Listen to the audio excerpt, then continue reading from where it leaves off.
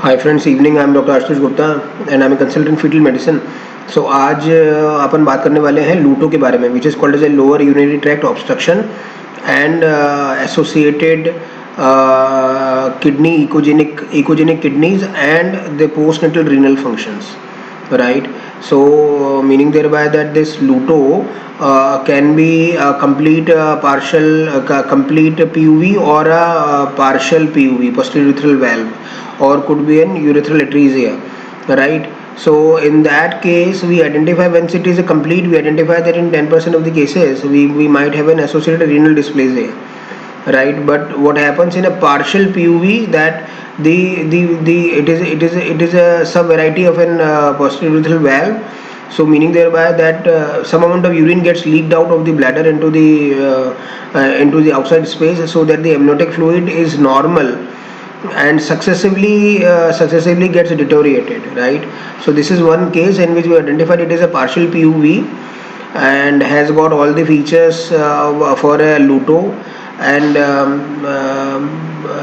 and then the bilateral hydroureter was there, but the kidneys they were normal. Okay, so there was no back pressure changes, like we even never have had those hydronephrosis.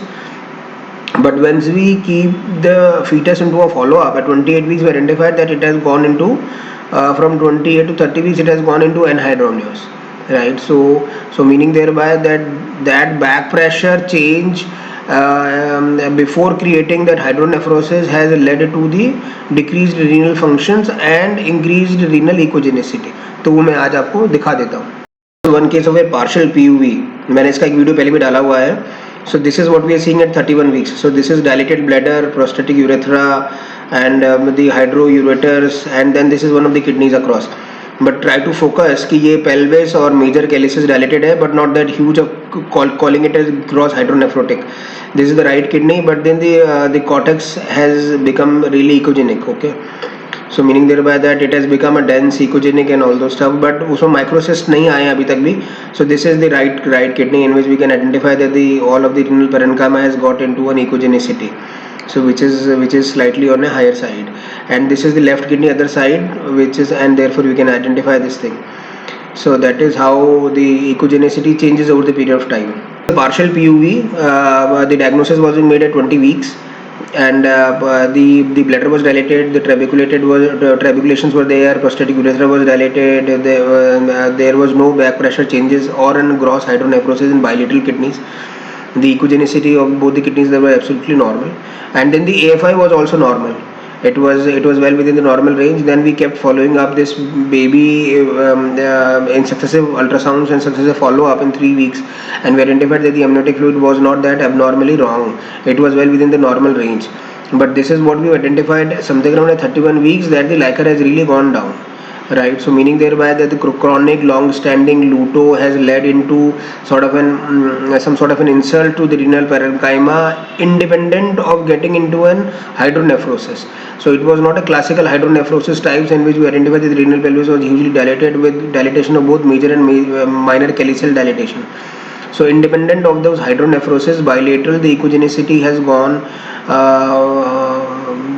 increased in both the kidneys, as a matter of fact, right? Okay, and then it was an anhydramnios, right? So meaning thereby that this LUTO in a long-standing and in the late second and the early third trimester can lead to an increased echogenicity and can adversely affect the renal functions antenatally. And then we have had the anhydramnios, and then we have had the anhydramnios, and we took the baby out. So now at the moment what is happening is this, that the kidney functions are normal. They have the serum creatinine started to fall down, but we have to keep our fingers crossed whether the baby or the kidneys they get out of those insult, and therefore that sort of a mesangial sclerosis or sort of an fibrosis that is happening is reversible, right? So antenatally the echogenicity of the kidneys, they can definitely give an sort of an idea how to expect and what to expect postnatal renal functions, right, in the postnatal period. Thank you very much for your patient listening.